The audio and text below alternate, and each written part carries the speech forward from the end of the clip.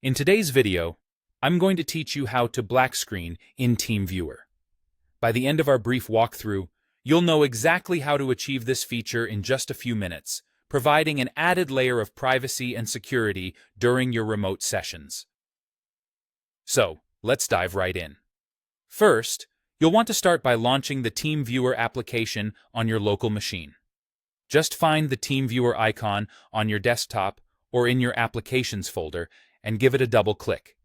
This will open up the main interface where you can access all the tools and settings that Teamviewer offers. Now that you've got Teamviewer up and running, it's time to delve into the settings menu. To do this, look towards the top of the application window where you'll find the Extras menu. Click on that, and from the drop-down list, select Options. This will open up a new window packed with various settings tailored to your needs. Once you've got the Options window open, your next step is heading to the Advanced Settings section. On the left-hand side, you'll see a list of tabs. Click on the one labeled Advanced, and you'll find yourself with a new set of options to explore. Within the Advanced Settings, scroll down until you notice the section titled Advanced Settings for Connections to this computer. This is where we start to get into the nitty-gritty of the setup. Here, you'll see a checkbox next to the option Disable Local Input for Incoming Connections.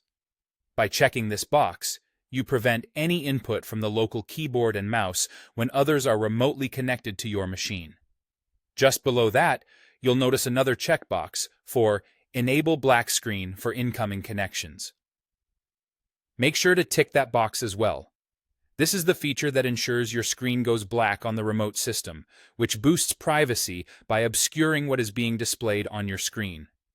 When you're in a remote session and you're ready to initiate the black screen, you can also select the option Disable Remote Input and Show Black Screen.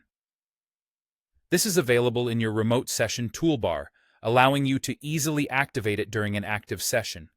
By using this, you're ensuring that not only is the local input disabled, but that anyone nearby can't peek into the shared screen, enhancing the confidentiality of your shared activities. And there you have it. With just a few clicks, you've successfully set up your Teamviewer to show a black screen for remote connections.